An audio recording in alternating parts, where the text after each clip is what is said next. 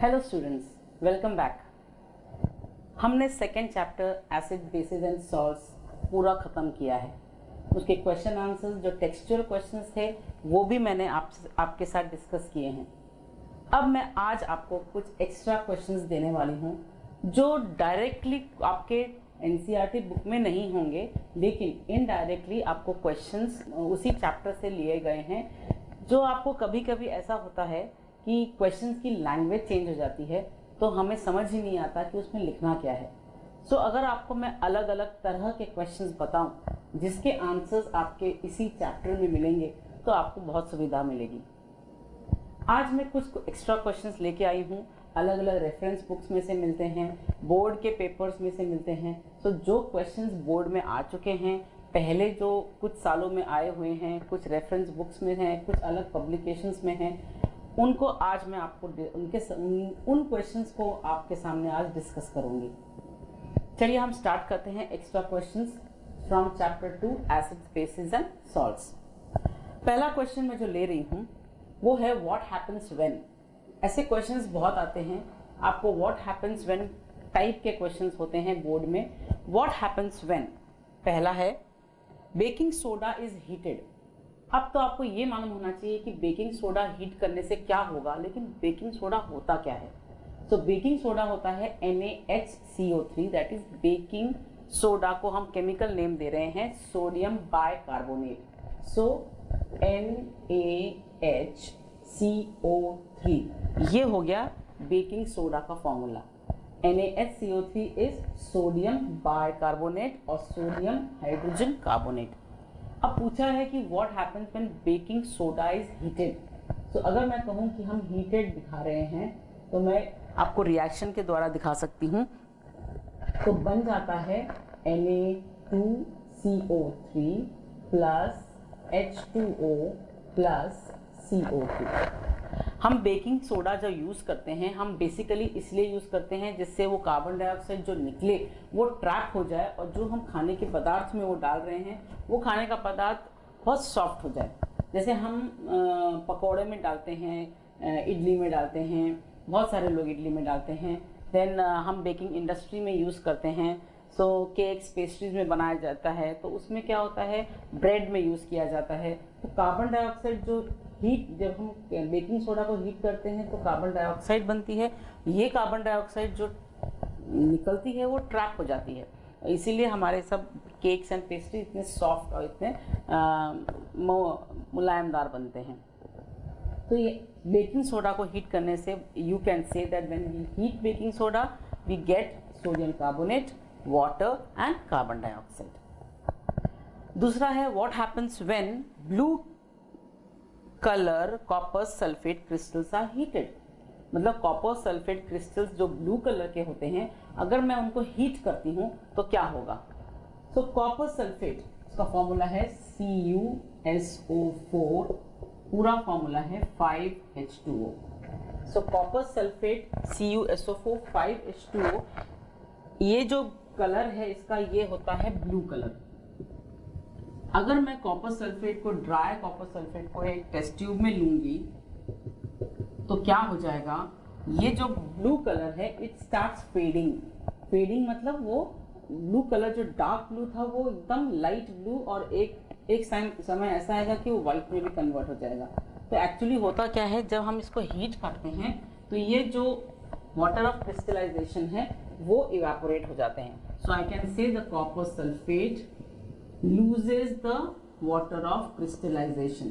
ये loses मतलब ये evaporate हो जाते हैं, it loses and that is why color changes। so color of copper sulfate is blue because उनके पास ये water of crystallization है। जब water of crystallization evaporate हो जाएंगे तो वो blue color fade होता जाएगा और whitish में convert हो जाता है। अगर आपको एक और क्वेश्चन इससे रिलेटेड अगर पूछा जाए कि after heating when it returns to whitish in color, remove from the heat, लेकिन अगर मैंने रिमूव कर दिया तो मेरे को वापस ब्लू कलर कैसे मिलेगा। तो आप ऐसे लिख सकते हैं कि जब वो कलर फेड हो जाता है और हमने हीट में से निकाल दिया है तो उसके ऊपर अगर मैं 2 ड्रॉप पानी डालूं तो that blue colour again comes back. So this is how the water of crystallization is again given to copper sulfate और copper sulfate का कलर ब्लू हो जाता है.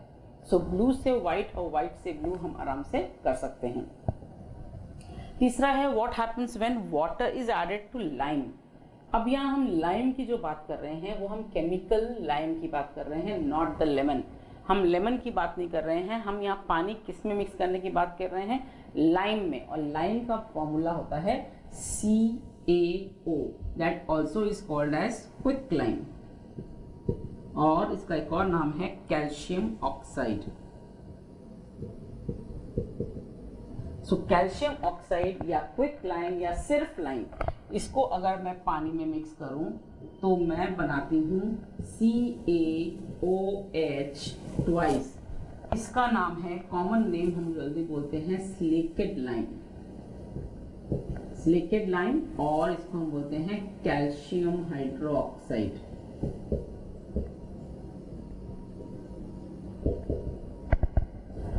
So ये what happens when lime is added to water और water is added to lime, एक ही चीज हुई.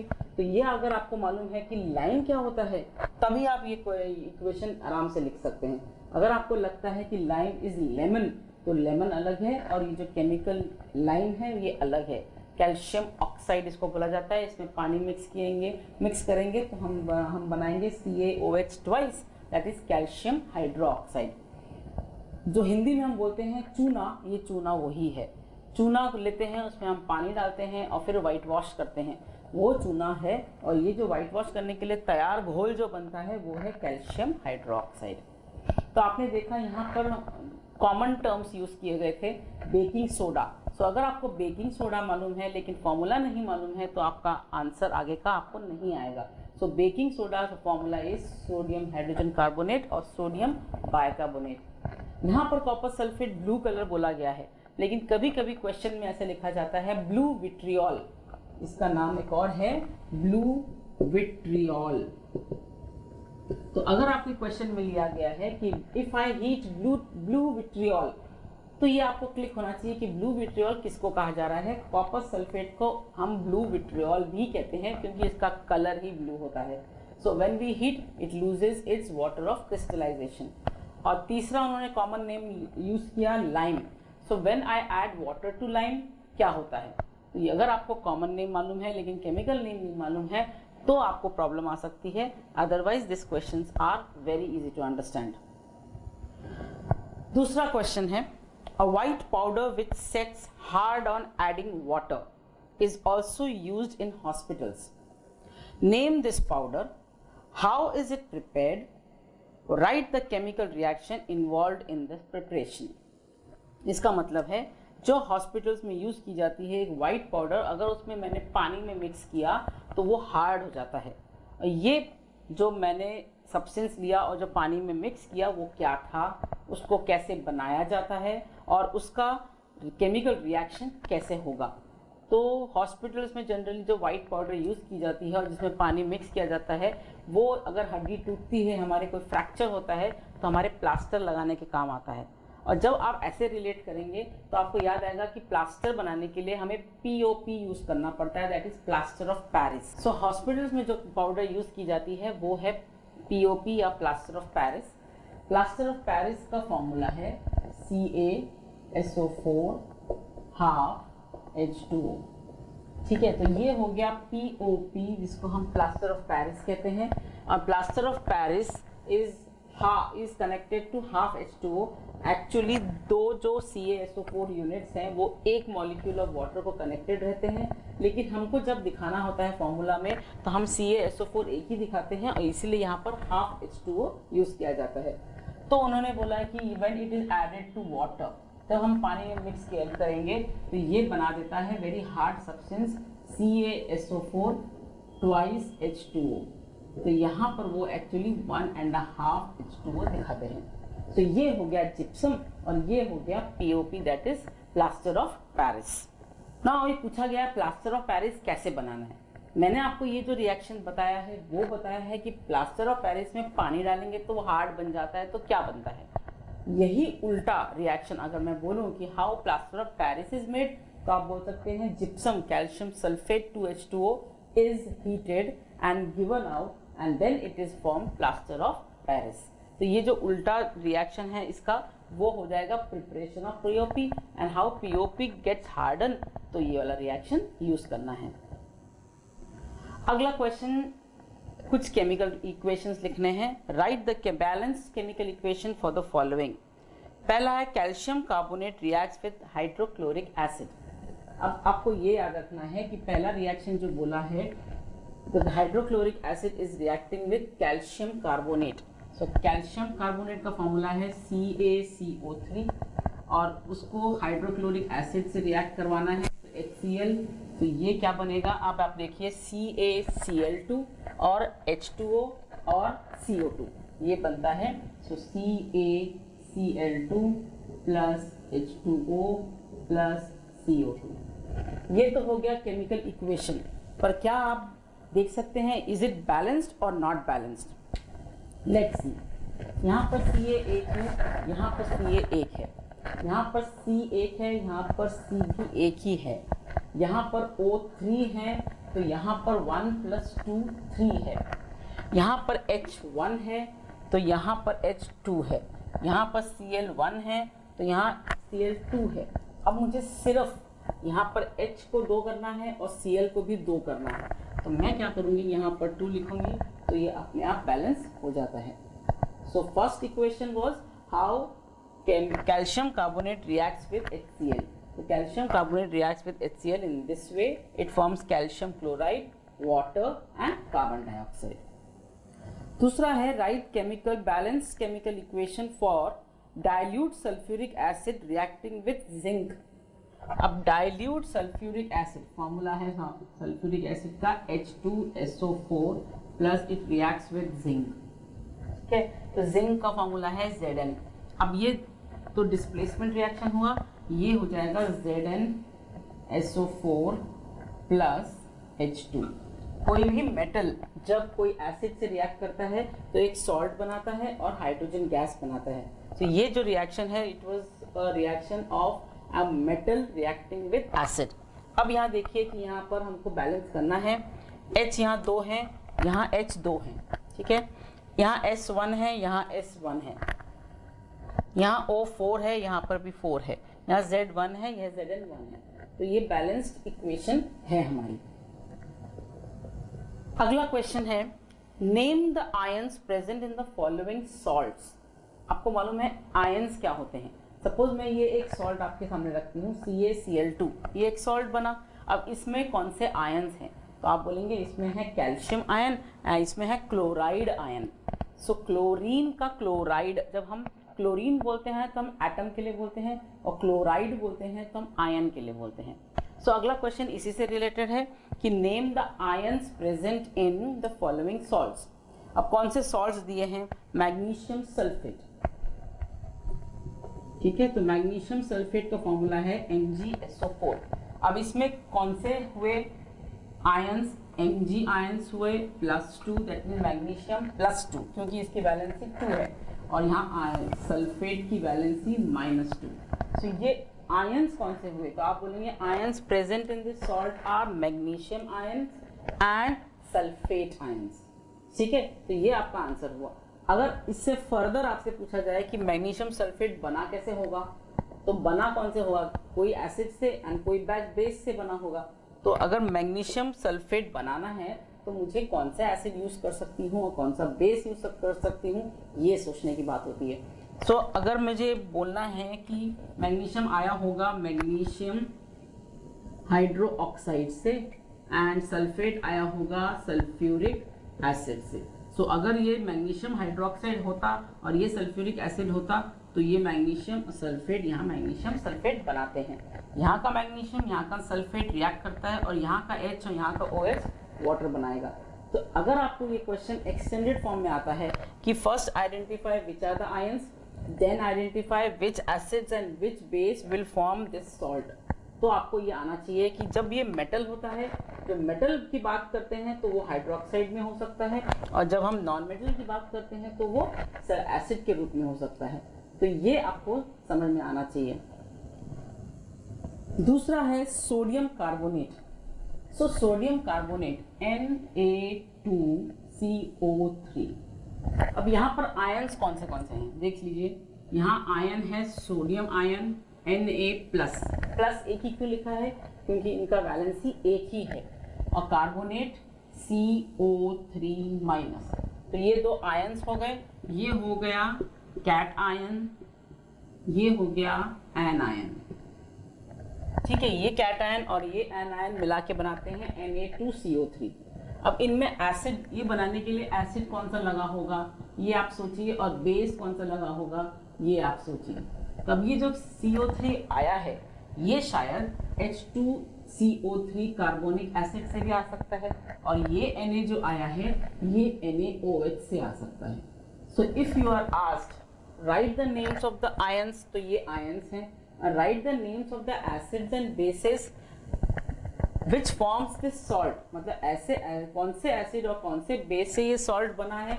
तो आपको समझ में आना चाहिए कि पहला जो है ये मेटल है, मेटल हमेशा हाइड्रोक्साइड के रूप में बेस में रहता है, और नॉन मेटल जो है वो एसिड के रूप में रहता है। तो ऐसे आप आंसर लिख सकते हो, the metal, the salt contains two ions, cations and anions.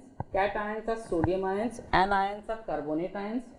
This salt is made from acid and base, which is carbonic acid and which is sodium hydroxide. So ये एक ही क्वेश्चन में 3 पार्ट्स हो सकते हैं जिनको आपको अटेम्प्ट करने होते हैं, और ये 3 मार्क्स के लिए आते हैं। इतना सा लिखेंगे तो 1 मार्क, इसको लिखेंगे तो 1 मार्क, और अगर आप इसको और भी कोई क्वेश्चन आया कि name the salt, then also 1 mark. तीसरा पूछा है potassium chloride KCl। Now identify the ions. अब आयंस इसमें K plus ion that is cation, जो पॉजिटिव आयन होता है उसको हम कैटायन बोलते हैं, और ये हो गया क्लोराइड आयन Cl माइनस, ये होता है एन आयन। ठीक है, तो first part of question, name the ions, it is cation, potassium ion, anion, chloride ion. तो अब एसिड कौन सा यूज हुआ होगा K के साथ, यहाँ पर बेस हो जाता है KOH और यहाँ पर हो जाता है HCl। हमको याद रखना है कि एसिड 3 ही होते हैं, तो आपको बहुत इजी जाने वाला है। जो आपको जनरल भी यूज होते हैं, hydrochloric acid, sulphuric acid, nitric acid, तो इनमें से आपको जनरली पूछा जाता है। तो K कहाँ से आ सकता है, K आ सकता है KOH से, और Cl आ सकता है HCl से। तो ये आपके डिफरेंट टाइप का क्वेश्चन हुआ जहां पर आपको एसिड और बेस भी दिखाने हैं, और आपको कैटायन कौन सा है और एनायन कौन सा है ये भी दिखाना है। अगला क्वेश्चन जो आपको लिए है वो है, give any 3 ways in which salt can be prepared. So give 3 ways in which salt can be prepared. हम बोलते हैं कि एसिड और बेस रिएक्ट करोगे तो सॉल्ट बन जाता है। यस, अगर कोई एसिड को हम मेटल के साथ रिएक्ट करवाते हैं तो भी सॉल्ट बनता है, या मैं कह लूँ मेटल ऑक्साइड और एक एसिड को यूज करूँ तो भी सॉल्ट बनता है। सो ये 3 वेज हुए सॉल्ट बनाने के, जो आपने पढ़े हैं उन्हीं को आपको याद करना है और आपको बताना है। सो 3 वेज टू मेक सॉल्ट। पहला वे है एसिड प्लस बेस। तो हम कोई भी एसिड दिखा सकते हैं, HCl प्लस NaOH। अगर मैं एक एसिड और एक बेस ले रही हूँ तो ये बनाता है सॉल्ट NaCl प्लस वाटर। तो यहाँ मैंने न्यूट्रलाइजेशन रिएक्शन को यूज किया सॉल्ट बनाने का काम करने के लिए। तो ये जो रिएक्शन है ये एक प्रकार का रिएक्शन है जो सॉल्ट बनाता है। दूसरा कौन सा रिएक्शन हो सकता है जो सॉल्ट बनाता है, एनी मेटल प्लस एसिड। ठीक है, तो अगर मैं मेटल लेती हूँ Zn प्लस मैं एसिड लेती हूँ HCl, तो मैं बना देती हूँ ZnCl2 प्लस H2। तो यहाँ बैलेंस किया, तो ये हो गया एक और तरीका जो सॉल्ट बनाने के काम आता है। एक तरीका हुआ न्यूट्रलाइजेशन रिएक्शन, एक तरीका हुआ मेटल को किसी एसिड से रिएक्ट करवाने का, और तीसरा तरीका कौन सा हो सकता है, अगर मैं यहाँ पर लेती हूँ मेटल ऑक्साइड और मेटल ऑक्साइड बेसिक होता है इसलिए मैं यहाँ बेस के रूप में ले सकती हूँ। मैं कह सकती हूँ it can B MgO plus, यहाँ मेटल और मेटल को मैंने Mg लिया है, ऑक्साइड को O लिया है, तो मेटल ऑक्साइड प्लस एसिड बना सकती हूँ, तो ये एसिड ले सकती हूँ। सो बन जाता है NgCl2 प्लस H2। तो आपने देखा, अगर आपको एक क्वेश्चन आता है 3 मार्क के लिए कि what are the 3 ways in which you can make salt, ऐसे 3 तरीके बताइए जिसमें आप सॉल्ट बना सकते हैं। तरीके तो बहुत इजी हम पढ़ते हैं, लेकिन एक साथ लिखने का मौका नहीं मिलता है, इसलिए अभी आपको बता रही हूँ कि 3 ways to make salt. First, acid and base को रिएक्ट करवा दो, सॉल्ट बन जाता है। दूसरा, मेटल एंड एसिड को रिएक्ट करवाओ तो भी सॉल्ट बनता है। तीसरा, मेटल ऑक्साइड और एसिड को रिएक्ट करवाओ तो भी सॉल्ट बनता है। तो ये हो गए 3 तरीके जिससे आप बोल सकते हैं कि मैं सॉल्ट बनाए हैं। अच्छा, दूसरा टाइप का क्वेश्चन है, give 1 example for each of the following acid salts, chloride salts, carbonate salts, sulphate salts. Question फिर से पढ़िए, सुनिए। Give 1 example for each of the following acid salts. यहाँ बोल रहे हैं एसिड सॉल्ट्स, मतलब यहाँ पर एसिडिक सॉल्ट है जिसमें एसिड ज़्यादा स्ट्रॉन्ग था, बेस कम स्ट्रॉन्ग था। सो एसिड सॉल्ट के लिए उन्होंने हमको 3 फैमिलीज दी हैं। हमने पढ़ा था जबकि फैमिलीज कब हम बोलते हैं, अगर ज़्यादा क्लोराइड्स हों तो हम बोलते हैं क्लोराइड फैमिली, अगर ज़्यादा हाइड्रोक्साइड हो तो हाइड्रोक्साइड फैमिली, अगर ज़्यादा Na वाले हों तो हम बोलेंगे सोडियम फैमिली। सो पहले हमको आइडेंटिफाई करना है कि कौन से सॉल्ट्स हैं, किस फैमिली को बिलोंग करते हैं। तो उन्होंने हमको फैमिली का नाम दिया है, उसके बाद हमको बोला गया है कि हमको एसिड सॉल्ट्स के नाम बताने हैं। सो चलिए देखते हैं कौन से एसिड्स दिए हैं।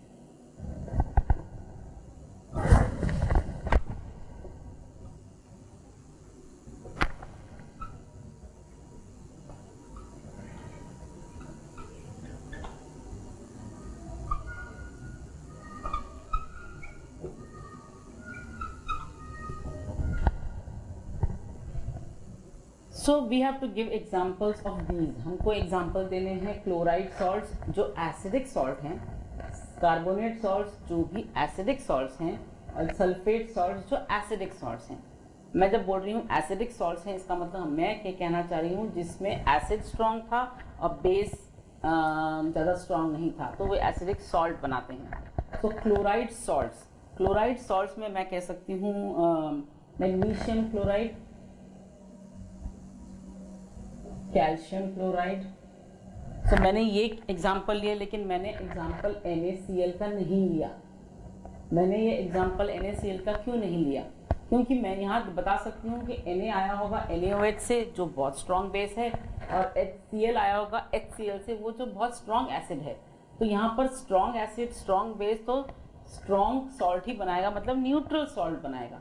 लेकिन हमें पूछा गया है कि ऐसे क्लोराइड सॉल्ट्स बताइए जिसमें एसिड की मात्रा ज़्यादा थी, मतलब वो ज़्यादा स्ट्रॉन्ग थे। तो मैं अगर MgCl2 का एग्जांपल देती हूँ या कैल्शियम कार्बोनेट का एग्जांपल देती हूँ, तो मैं ये बता सकती हूँ कि मैग्नीशियम हाइड्रोक्साइड एंड HCl से ये सॉल्ट बना होगा। मैग्नीशियम का hydroxide is not as strong as HCl, मतलब कंपेयर करो उनका नेचर तो ये ज़्यादा स्ट्रॉन्ग नहीं होगा। हाइड्रोक्साइड जो NaOH और KOH को छोड़ के बाकी हाइड्रोक्साइड्स काफ़ी वीक रहते हैं, इसलिए मैंने NaCl का एग्जाम्पल नहीं लिया है इन क्लोराइड सॉल्ट्स। दूसरा example calcium chloride. Calcium chloride भी बना होगा CaOH ट्वाइस से एंड HCl से। सो HCl is a very strong acid, इसलिए हम कह सकते हैं ये एसिडिक सॉल्ट हुए। दूसरा कार्बोनेट सॉल्ट्स। कार्बोनेट सॉल्ट्स में हम बोल सकते हैं एसिडिक सॉल्ट आपको चाहिए तो sodium carbonate and potassium carbonate.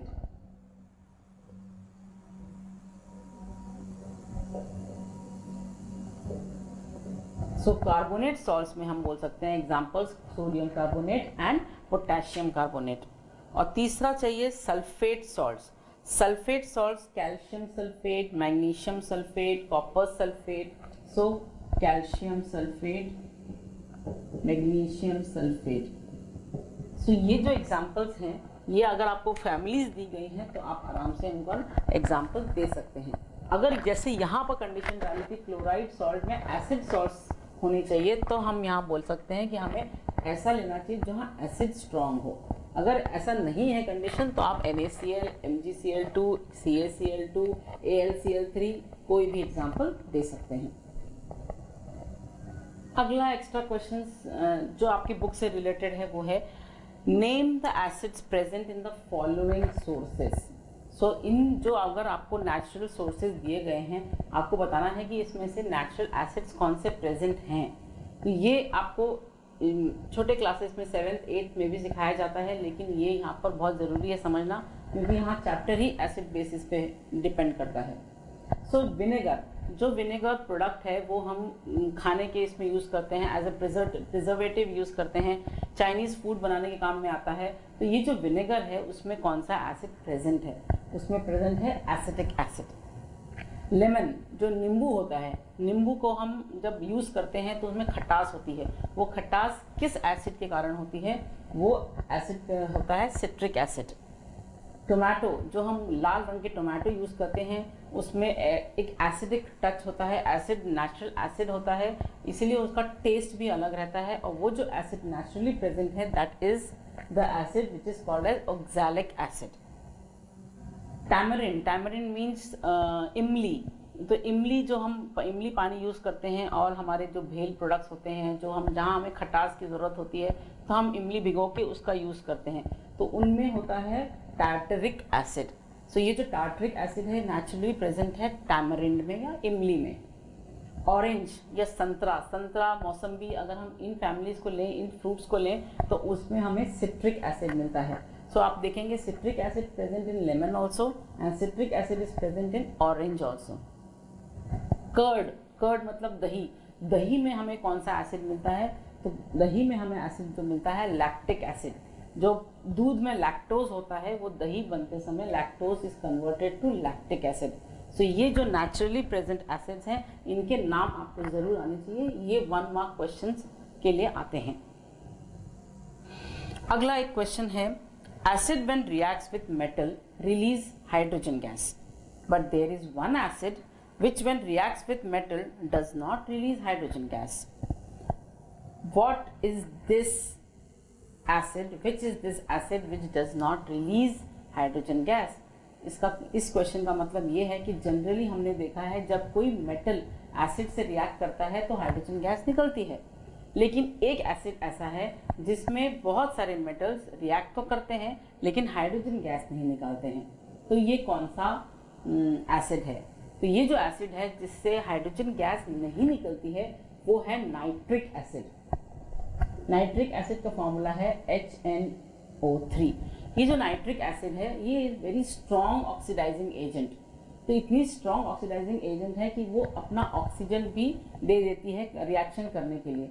तो when the any metal starts reacting with nitric acid, suppose zinc की बात करें, एल्यूमिनियम की बात करें, कॉपर की बात करें, तो जब वो कॉपर, एल्यूमिनियम या जिंक मेटल जो हम इन नाइट्रिक एसिड से रिएक्ट करवाते हैं तो जो हाइड्रोजन रिलीज होता है वो इमीडिएटली ऑक्सीजन से रिएक्ट कर देता है। अब ये ऑक्सीजन कहाँ से आया? ये जब मैं बोल रही हूँ कि ये it is a very strong oxidising agent, इसका मतलब ये जो ऑक्सीजन यहाँ प्रेजेंट है ये अवेलेबल रहता है किसी से रिएक्ट करने के लिए।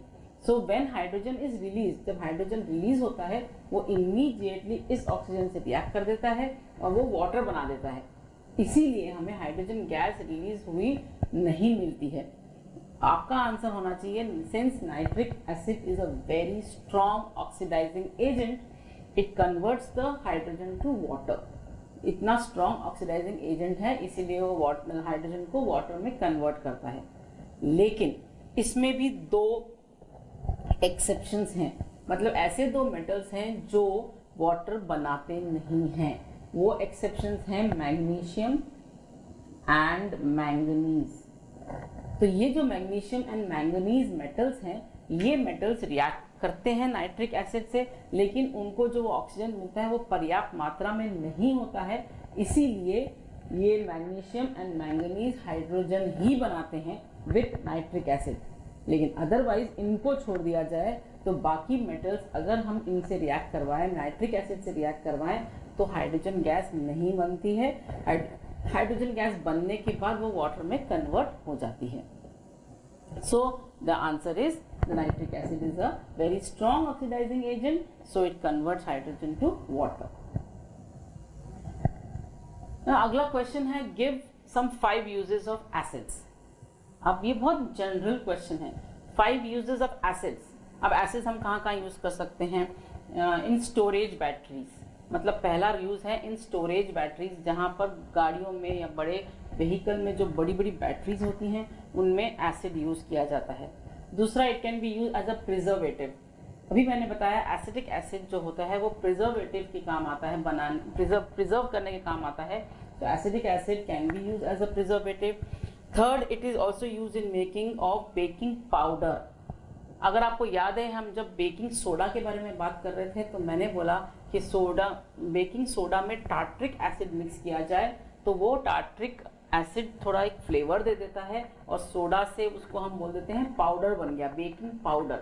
सो for making baking powder from baking soda tartaric acid is used. एक और यूज है in the manufacture of fertilisers. Fertiliser में हमें अमोनिया की बहुत ज़रूरत पड़ती है, तो ये जो नाइट्रिक एसिड है उसको हम अमोनिया या अमोनियम प्रोडक्ट्स बनाने के काम में लाते हैं, इसलिए हम कह सकते हैं it is used in the making of fertilisers. Then it is also used in making of PVC, polyvinyl chloride. जो पीवीसी पाइप्स होते हैं, पीवीसी के फर्नीचर्स होते हैं, तो यह जनरली हम हाइड्रोक्लोरिक एसिड यूज़ करते हैं यहाँ क्लोरीन लेने के लिए, इसलिए यहाँ पर भी एसिड का इस्तेमाल हो सकता है. और बाथरूम क्लीनर्स, जैसे हमारे यहाँ पर हार्पिक मिलते हैं या कोई एसिडिक प्रॉपर्टी होती है उसमें, तो वो एसिडिक प्रॉपर्टी तब होती है जब उसमें हम HCl या कुछ ऐसे एसिड मिक्स करते हैं जो बाथरूम के टाइल्स को क्लीन कर सके. सो ये जो कॉमन यूजेस हुए जो हम एसिड का यूज़ कर सकते हैं. बिसाइड्स इंडस्ट्रीज में बहुत अलग अलग यूजेस होते हैं, लेकिन जो जनरल यूजेस हैं वो हमने अभी गिनाए.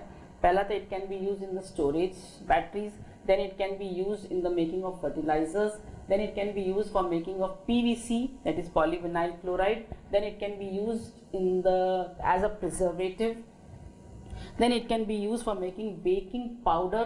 Baking powder मतलब tartric acid डाल सकते हैं, और it can be also used as a bathroom cleaner. So इतने सारे uses acid के हो सकते हैं. ऐसे ही bases के कौन से use होते हैं? So bases are also used. First you know all soap industry में सोप्स जो बनते हैं, bases are used in making soaps. Then bases are also used as an antacid. जब हमें बहुत एसिडिटी हो जाती है तो हम जेल्यूसिल खाते हैं या हम एंटा एसिड खाते हैं जिसमें जनरली मैग्नीशियम हाइड्रोक्साइड होता है. Then it is also use in making bleaching powder. Bleaching powder क्या होता है? CaOCl2. ठीक है, तो CaOCl2 में हमें कैल्शियम हाइड्रोक्साइड की ज़रूरत पड़ती है बनाने के काम, ये ब्लीचिंग पाउडर को बनाने के लिए. तो यहाँ पर बेस का यूज़ हुआ. Then it is also use for white washing. तो मैंने आपको बताया था लाइम जो चूना होता है, अगर हम पानी में मिक्स करें तो वो कैल्शियम हाइड्रोक्साइड बना देता है. ये कैल्शियम हाइड्रोक्साइड एक बेस ही है. Then it is also use in making fertilisers. मैंने कहा आपको कि फर्टिलाइजर बनाने के काम एसिड भी आता है और बेस भी आता है. अमोनिया से अमोनियम हाइड्रोक्साइड बनता है और अमोनियम हाइड्रोक्साइड से अलग अलग फर्टिलाइजर्स बनते हैं. सो ये हुआ कुछ यूजेस ऑफ एसिड्स एंड कुछ यूजेस ऑफ बेसिस.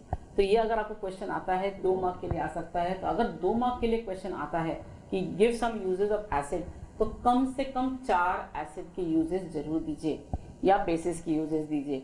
अगर 2 मार्क के लिए क्वेश्चन है तो आपको 4 पॉइंट लिखने जरूरी होते हैं. अगर 3 मार्क के लिए क्वेश्चन है तो आपको 6 यूजेस आने चाहिए.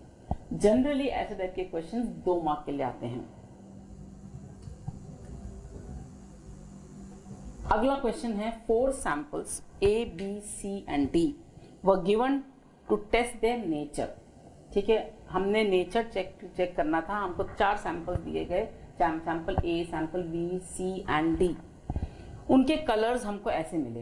A का कलर मिला ग्रीन, सैंपल A का कलर हमें ग्रीन मिला. सैंपल B का कलर हमें ऑरेंज मिला. सैंपल C का हमें कलर मिला ब्लू और सैंपल D का हमें कलर मिला pink. We were given 4 samples, 4 samples को जब हमने टेस्ट किया उनका नेचर, तो हमें यूनिवर्सल इंडिकेटर से हमें ये कलर्स मिले, green, orange, blue and pink. अब ये इसके लिए अप्रॉक्सीमेट पीएच क्या हो सकता है? सो अप्रॉक्सीमेट पीएच जब ग्रीन कलर होता है तो आप देखेंगे ग्रीन कलर जनरली हमें न्यूट्रल साइड में मिलता है, तो हम अप्रॉक्सीमेट पीएच इसका बताएंगे, ये है 7। ठीक है, ये हो गया approximate pH. Orange colour generally आपको मालूम, अगर आपको याद है कि जो मैंने पीएच रेंज आपको समझाई थी, स्टार्ट फ्रॉम 0, 7, 14, तो 0 to 7 के बीच में क्या आता है, हमें towards 0 very strong acid, till 7 it is weak acid. So अगर कलर की बात करें तो हम क्या कह सकते हैं, ऑरेंज कलर जनरली 0 to 7 के बीच में टुवर्ड्स 7 आएगा, तो मैं ये कह सकती हूँ इट कैन बी अराउंड 4। ठीक है, अराउंड 4 to 5 हम कह सकते हैं। अगर ब्लू कलर आ रहा है तो ब्लू कलर जो आता है जनरली बेसिस में आता है, पहले वो ब्लू बनता है फिर डार्क वायलेट बनता रहता है। तो जब अगर मैं ब्लू कलर कह रही हूँ तो ये कह सकती हूँ it is a weak acid, weak base, so it can be around 9, weak base around 9। And pink colour आ रहा है, तो पिंक कलर मुझे अभी ऑरेंज से वो पिंकिश कलर होना चाहिए था, तो ये ऑरेंज अगर मैं 4 बोलती हूँ तो पिंक को मैं, it is not red, it is pink, तो मैं इनको कह सकती हूँ 2। So if you are given, अगर आपको दिया गया क्वेश्चन, सैंपल नाम दिए गए हैं, कलर्स दिए गए हैं, तो आपको अप्रॉक्सीमेट पीएच ढूंढना है, तो this is the approximate pH. ऐसे अगर आपको पीएच स्केल मालूम है, अगर आपको कलर रेंज मालूम है, तो आप इजीली उसको अप्रॉक्सीमेट दे सकते हैं। अगर आपने यहाँ पर 4 की जगह 5 भी लिख दिया है तो it is not wrong, but ये है कि आपको याद रखना चाहिए कि 4, 5 इज अराउंड वीक एसिड, तो वीक एसिड ऑरेंजिश कलर देता है, इसलिए हम 4 या 5 बोल सकते हैं। अगला क्वेश्चन है, how does the flow of acid rain water into a river make the survival of aquatic life in the river difficult? इसका मतलब सिंपल है, अगर एसिड रेन, जो रेन है जिसमें एसिड काफ़ी मात्रा में है, अगर वो रिवर में जाता है तो एक्वेटिक लाइफ को कैसे इफेक्ट करेगा। अब ये देखिए कि रेन वाटर, एक्चुअली जो रेन वाटर होता है क्लाउड से निकल के वो बहुत प्योर होता है, लेकिन बहुत सारा पोल्यूटेड गैसेस हमारे एयर में रहती हैं जिसके कारण वो एसिड में कन्वर्ट हो जाते हैं। और when rain water comes down the acidity is quite high, मतलब उनका पीएच अराउंड 5.56 रहता है। तो अगर ये एक्वेटिक लाइफ में मिक्स हो जाते हैं, जैसे पानी में, रिवर में, लेक में, सी में, तो हमारा एक्वेटिक लाइफ कैसे इफेक्ट होगा। एक्वेटिक लाइफ मतलब flora and fauna, plants and animals दोनों पानी के अंदर रह सकते हैं, और ये जो पानी के अंदर रहते हैं इनको भी एक अराउंड न्यूट्रल पीएच की ज़रूरत होती है। लेकिन अगर एसिड रेन मिक्स हो जाता है तो ये जो न्यूट्रल से वो एसिडिक की तरफ पीएच चेंज हो जाता है, और इस चेंज के कारण एक्वेटिक एनिमल्स की मौत हो सकती है, या बहुत सारा उनके सिस्टम में फॉर्म अलग अलग डिफ़िकल्टीज आ सकती हैं, या उनको ऑक्सीजन लेने में तकलीफ हो सकती है, बहुत सारी चीज़ें हो सकती हैं। इनका एक्वेटिक लाइफ पे डायरेक्ट नहीं, इनडायरेक्ट इफेक्ट बहुत ज़्यादा होता है। सो एसिड रेन का एक इनडायरेक्ट इफेक्ट ये होता है कि aquatic flora and fauna gets affected. अगला क्वेश्चन है, arrange the following in increasing order of their pH. PH के इंक्रीजिंग ऑर्डर में इनको लगाना है। अब आपको 3 प्रोडक्ट्स दिए गए हैं। पहला तो है NaOH सॉल्यूशन, दूसरा है ब्लड, और तीसरा है लेमन जूस। मैं आपको लिख के दिखाती हूँ। NaOH सॉल्यूशन, फिर दिया गया है ब्लड, फिर दिया गया है लेमन जूस। अब हमको इंक्रीजिंग ऑर्डर में इसको प्लेस करना है, increasing order of pH. So increasing order of pH में हमको इसमें अरेंज करना है। इंक्रीजिंग ऑर्डर ऑफ पीएच मतलब सबसे कम पीएच, फिर उससे ज़्यादा पीएच, फिर उससे ज़्यादा पीएच। तो अब इन तीनों में सबसे कम पीएच कौन सा होगा। अब ये तो हुआ बेस। ब्लड भी हमारा काम करता है, जनरली बेसिक नेचर में रहता है, एंड लेमन जूस एसिडिक रहता है। तो मैं कह सकती हूँ सबसे कम पीएच लेमन जूस का होगा, ठीक है। फिर हम ये साइन दिखाते हैं जिससे वो सबसे कम है, इससे ज़्यादा वो है। तो इसके बाद हम बताएंगे कि ब्लड होता है जो ऑलमोस्ट न्यूट्रल साइड पर रहता है, और फिर हम दिखाएंगे कि इट इज़ NaOH। तो इंक्रीजिंग ऑर्डर ऑफ पीएच पूछा गया है। इंक्रीजिंग ऑर्डर ऑफ पीएच ये होगा, पहले तो लेमन जूस होगा जिसका पीएच एसिडिक रहता है, कह लो आप 4 to 5, फिर ब्लड का अराउंड 7 to 7.4 और NaOH का मोर देन 7। सो ये हो गया increasing order of these 3 products. अगला क्वेश्चन है which of these has a higher concentration of H+ ions. आपको कुछ एग्जाम्पल दिए गए हैं और उसमें पूछा गया है कि इनमें H+ आयंस की कॉन्सेंट्रेशन किस में ज़्यादा है। दो दिए हैं, 1 molar HCl and 1 molar CH3COOH। ये मोलार क्या होता है? मोलार होता है कितना स्ट्रेंथ है इस एसिड का। सो 1 molar strength HCl and 1 molar strength acetic acid. ये आपको मालूम है कि HCl जो है ज़्यादा अमाउंट में हाइड्रोजन आयंस को रिलीज करता है और एसिटिक एसिड है वो कम अमाउंट में हाइड्रोजन आयंस को रिलीज करता है। सो ऑब्वियसली दोनों के स्ट्रेंथ सेम होने के बावजूद भी मैं ये कहूँगी कि HCl 1 molar HCl is much stronger, it has more hydrogen ion concentration because it can release more hydrogen। ज़्यादा हाइड्रोजन रिलीज करता है इसलिए ये ज़्यादा स्ट्रॉन्ग है, इसमें ज़्यादा हाइड्रोजन आयंस हैं और इसलिए इनकी एसिडिटी ज़्यादा है। मतलब ये कह सकते हैं स्ट्रॉन्ग एसिड है और ये कह सकते हैं वीक एसिड है। अगला क्वेश्चन है व्हाट इज एन एल्कली। हम जब बेसिस पढ़ रहे थे तब मैंने आपको बताया था the bases which are soluble in water are called alkali. जो बेसिस पानी में डिजोल्व हो जाते हैं उनको हम कहते हैं alkali. Best example sodium hydroxide, potassium hydroxide. ये सबसे इजीली डिजोल्व हो जाते हैं पानी में और जो बेसिस डिजोल्व हो जाते हैं उनको हम कहते हैं एल्कली। अगला क्वेश्चन है what is the colour of litmus in a solution of ammonium hydroxide. Ammonium hydroxide आपको दिया गया है, अमोनियम हाइड्रोक्साइड NH4OH, ये फॉर्मूला है अमोनियम हाइड्रोक्साइड का। इसमें अगर मैं लिटमस से चेक करूं तो कौन सा कलर किस में कन्वर्ट होगा। अब ये आप देखिए कि ये OH आयंस प्रेजेंट है, मतलब ये बेस हुआ और बेस तभी चेंज होता है जब रेड लिटमस डालोगे तो वो ब्लू में कन्वर्ट हो जाएगा। So if I take paper also, और अगर मैं सोल्यूशन ले रही हूँ कोई फर्क नहीं पड़ता है, मैं अगर रेड सोल्यूशन ले रही हूँ तो red litmus solution will change to blue. अगर मैं पेपर ले रही हूँ तो red litmus paper will change to blue because it is a base. अगर ये एसिड होता तो क्या होता, तो अगर ये एसिड होता तो मैं कहती कि acid will change the blue colour to red, not red to blue. आपके क्वेश्चन पेपर में कुछ वैल्यू बेस्ड क्वेश्चंस भी आते हैं। So value based question means जो आसपास हम आप देखते हैं उसका क्या साइंटिफिक रीजन हो सकता है और उससे आप क्या वैल्यू सीखते हैं, ये एक्चुअली जानना होता है। ये जनरली 3 मार्क्स क्वेश्चन होते हैं, 3 पार्ट्स होते हैं क्वेश्चन के जिनको आपको आंसर करना पड़ता है एंड उसके 3 मार्क्स होते हैं। तो अब मैं आपको कुछ 3-4 आपको वैल्यू बेस्ड क्वेश्चन बताने जा रही हूँ।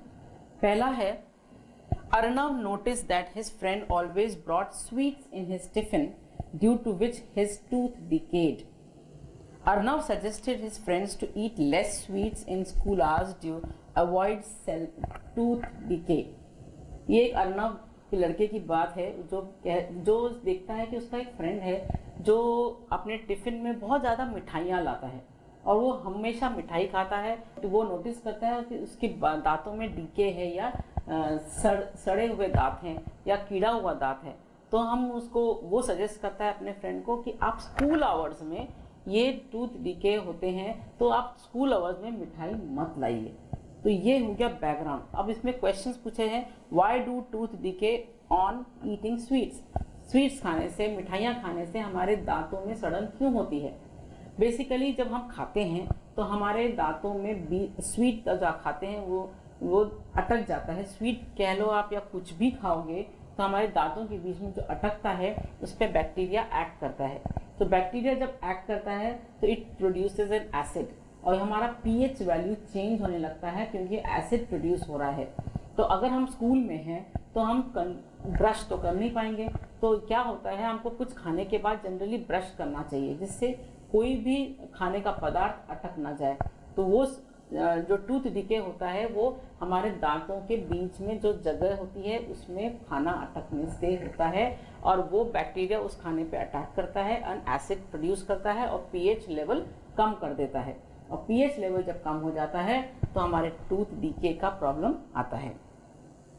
दूसरा है what is the pH of mouth after eating sweets. जब हम स्वीट्स खाते हैं तो हमारा पीएच रेंज जनरली 2 से 2.5 के बीच में रहता है।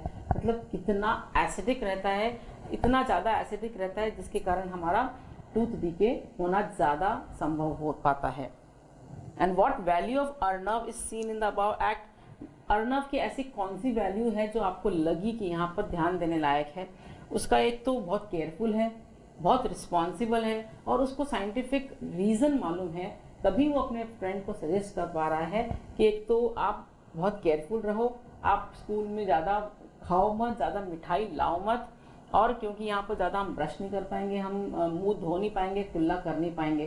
तो उसका ये नेचर जो दिखा रहा है वो एक रिस्पॉन्सिबल सिटीजन का दिखा रहा है, या आप कह लो बहुत सिंसियर है, बहुत केयरफुल है। ऐसे टाइप के क्वेश्चंस आपको आने चाहिए लिखना, जिससे आपको आराम से 3 मार्क्स स्कोर कर सकें। दूसरा वैल्यू बेस्ड क्वेश्चन है, Siddharth's friend is very fond of coffee. He drinks a cup of coffee every day before he goes to school and faces the problem of stomachache very often. Siddharth advised him not to drink coffee in the morning.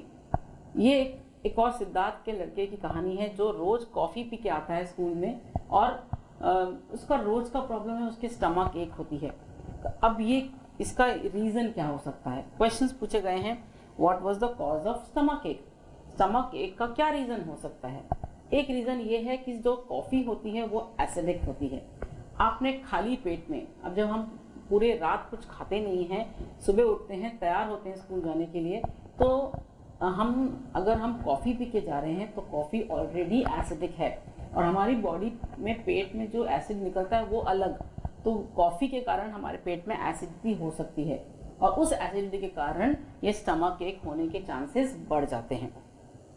दूसरा है what will be the pH of stomach after consuming coffee.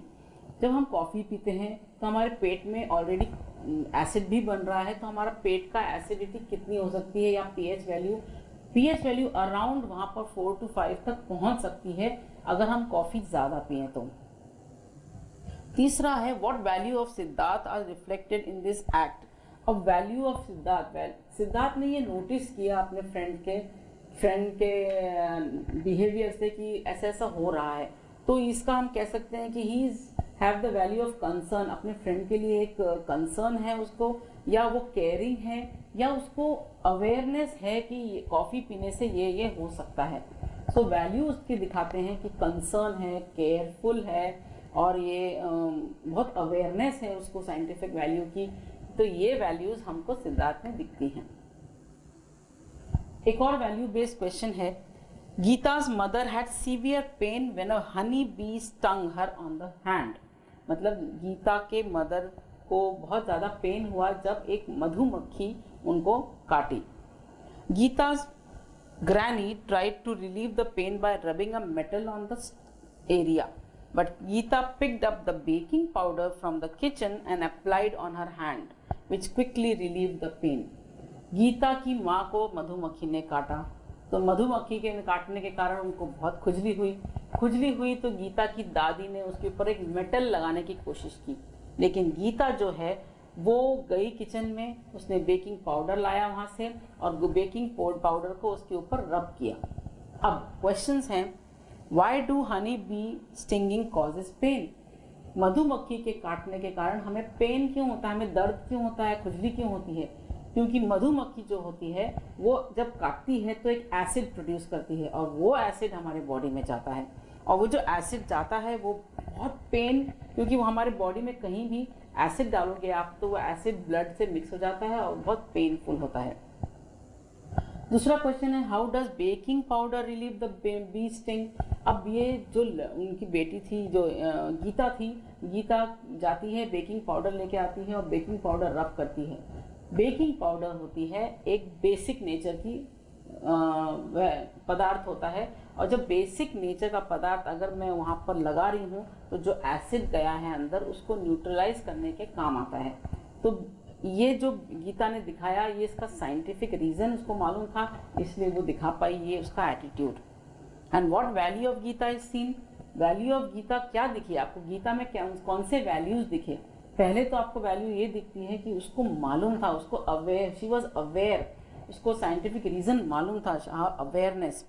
फिर उसने promptly action लिया, तो उसका जो value है immediate action लेने का, प्रॉम्प्ट एक्शन लेने का, वो एक हमें दिखता है। और उसका जो हेल्पिंग नेचर है, वो इमीडिएटली किसी के लिए वेट नहीं किया, वो गई, दौड़ के गई, उसने जो उसको मालूम था उसने वो उसका इस्तेमाल किया।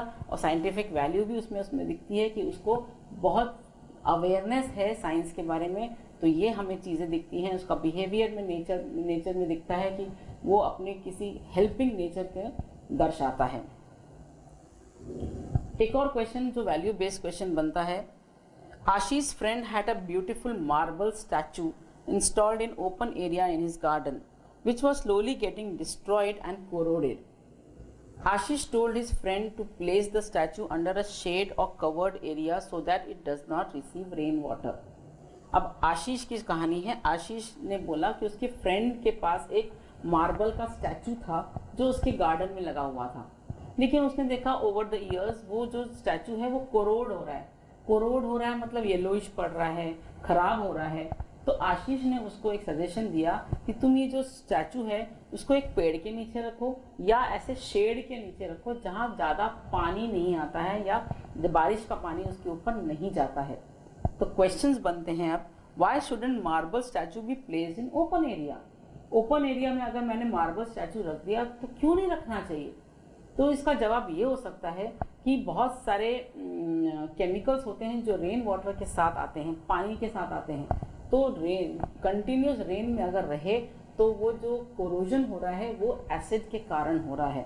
तो ये एसिड जो रेन वाटर से आती है वो हमारे स्टैचूज को खराब कर सकती है। दूसरा क्वेश्चन है, what corroded the metal marble. तो कोरोजन हुआ एसिड जो प्रेजेंट था पानी में। वो पानी कहाँ से आया, वो रेन से आया। सो जो एसिड था वो एक्चुअली कोरोड कर रहा था स्टैचू को। And what value of Ashish is seen, Ashish का जनरल अवेयरनेस बहुत ज़्यादा था and he was a responsible person. वो उसने सिर्फ सजेशन दिया क्योंकि उसके पास अवेयरनेस था and he had a responsibility to tell his friend कि आप ऐसे करेंगे तो आपको ज़रूर इस मार्बल को, स्टैचू को बचाने का काम हो सकता है, क्योंकि मार्बल स्टैचू इतने महंगे होते हैं। अगर आप उनको रेन वाटर में रखेंगे या पानी में रखेंगे या ओपन स्पेस में रखेंगे तो वो ज़रूर खराब होने का चांसेस रहते हैं। सो ये कुछ वैल्यू बेस्ड क्वेश्चंस थे जो आपको हमेशा क्वेश्चन पेपर में ज़रूर आते हैं, 3 मार्क के लिए आते हैं। और अगर आप इसको ढंग से समझें और फिर क्वेश्चंस को लिखें तो आपको ये आसानी से 3 मार्क्स स्कोर करना आ जाएगा। सो ये थे आज के कुछ एक्स्ट्रा क्वेश्चंस जो lesson number 2 acid bases and salt से रिलेटेड हैं। आप पूरा लेसन समझिए, पढ़िए और फिर उसके एक्स्ट्रा क्वेश्चंस को सॉल्व करने की कोशिश करिए। मैं आशा करती हूँ कि आज का लेसन आपको पसंद आया होगा and if you have like this you can press the like button. इसी से रिलेटेड हमारे एसएससी साइंस के चैप्टर्स हैं जो हमने इंग्लिश में पूरे बनाए हुए हैं, उसमें भी काफ़ी मिलते जुलते क्वेश्चंस आपको मिलेंगे। You can always refer to Pebbles SSC science standard 10 for same type of matter there. Thank you children, have a great day. Pebbles Live